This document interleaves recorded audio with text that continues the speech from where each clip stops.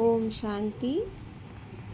ये 7 days course का second lesson है और इसमें हम जानेंगे कि परमात्मा कौन है।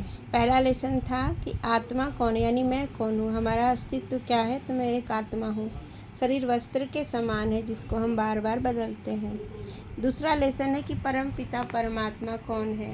वो निराकार बिंदु स्वरूप ज्योतिर्बिंदु स्वरूप है। वो तत्व से बने हुए नहीं हैं। उनको हिंदू धर्म में शिव परमपिता शिव परमात्मा के नाम से जाना जाता है। अब हम जानेंगे कि 3 लोक कौन से हैं और परमात्मा का धाम कौन सा है। तो परमपिता परमात्मा शिव परमात्मा परम धाम निवासी हैं। देखिए, ब्रह्मांड का स्वरूप है।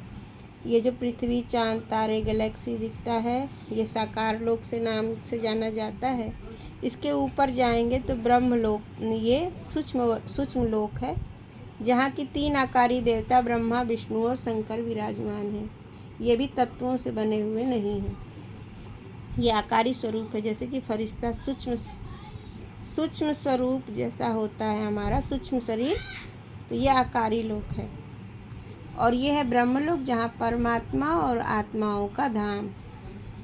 तो यहाँ पे एक ऊपर जो चमकता बिंदु दिखा रहा है वो शिव परमात्मा है, और उसके नीचे 2 आत्माएं जो कि 2 पत्ते, यानी पहली आदि देव और आदि देवी, जिसको क्रिश्चियन में एडम और ईव कहते हैं, हम ब्रह्मा और सरस्वती कहते हैं, जो सतयुग में राधा और कृष्ण बनेंगी। वो 2 मुख्य आत्माएं जो बड़े होकर लक्ष्मी नारायण बनते हैं, सतयुग की राजगद्दी पे बैठते हैं। ये 2 आत्माएं हैं। और उनके नीचे 8 महान आत्माएं, जो कि 8 है, जिनका हम गुणगायन करते हैं कि देवता हैं, अष्ट देवी हैं, अष्टरत्न उनके नाम पे पहने जाते हैं।